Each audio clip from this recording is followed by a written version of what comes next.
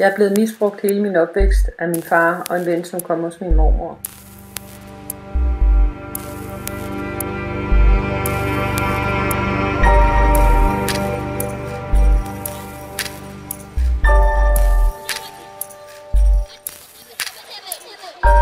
Jeg var 2 år, da de første overgreb startede.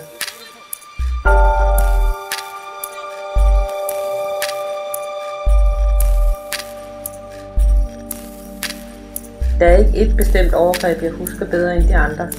Der er rigtig mange, jeg husker tydeligt.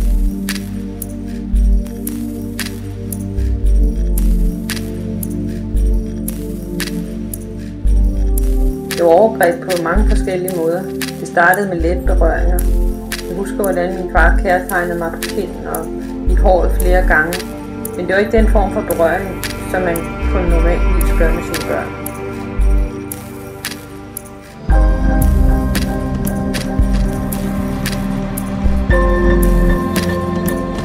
Det kunne foregå mange steder, både inde og ude, i soveværelset, i sommerhuset, udenfor, i baggården, i min lade, på en mark. Der var næsten ikke nogen begrænsninger for det.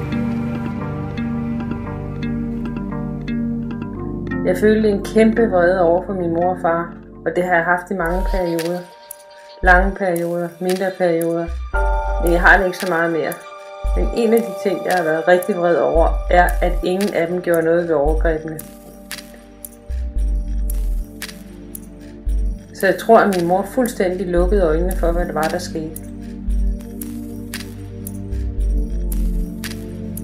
Når jeg sad på hans skød, og han viklede sine fingre ind i mine, så vidste jeg, at han ville røre ved mig. Han gav mig små signaler, som vi ikke snakkede om. Det udviklede sig senere til voldsomme overgreb.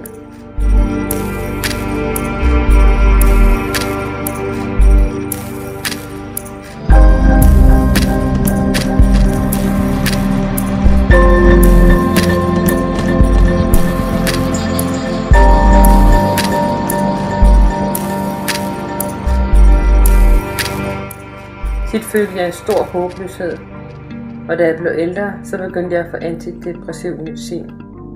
Overgrebene stoppede først, da jeg blev 13-14 år.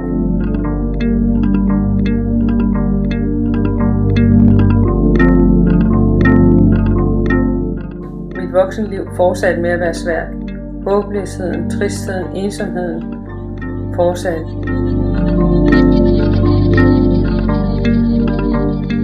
Jeg fik en datter. Jeg fik 3 uddannelser.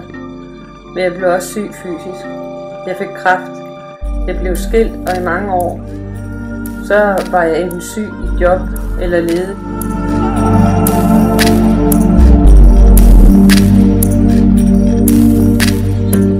Jeg har 4 søskende, en storebror og en storesøster. Ingen af dem har været udsat for overgreb. Så har jeg 2 små brødre, som er døde. Jeg har på fornemmelsen, at de også har været udsat for noget. Den ene begik selvmord. Det gør man jo ikke, hvis man ikke har et rigtig svært liv. Og den anden blev narkoman og døde i en ulykke.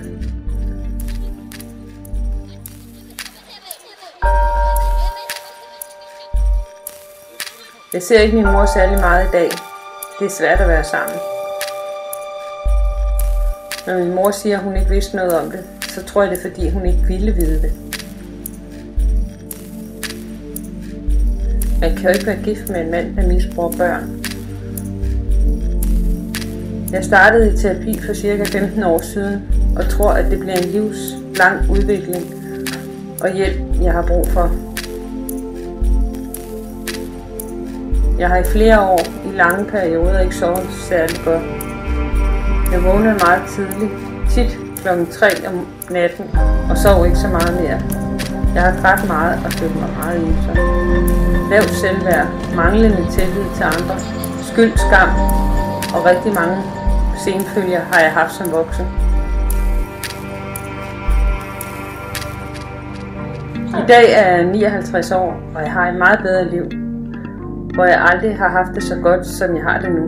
Indimellem så har jeg stadig brug for hjælp, men jeg er i job, et spændende job, og har fået mod og styrke til at opleve, være nysgerrig på livet, og jeg holder foredrag og oplæg om mit liv, og er med til at bryde tabuet om det tragiske emne.